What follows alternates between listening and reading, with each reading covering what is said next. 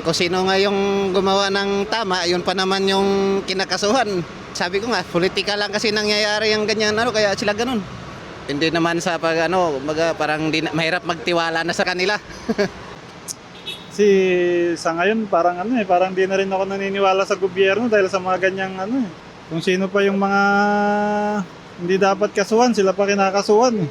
Sa impeachment ni Sara siguro para sa akin hindi naman sa maka Duterte ako o BBM ako. Kumbaga nasa neutral lang ako. Siguro daanin na lang nila sa eleksyon kung talagang hindi yung mag-i-impeach pa sila para lang hindi makatakbo si Sara. Ay, hindi na ako nangingialam din sa mga yan. Nai-stress ako kaisip ng mga ganyan. Dito na lang ako sa buhay ko nagtutok kasi ayoko mag-isip ng mga ganyan.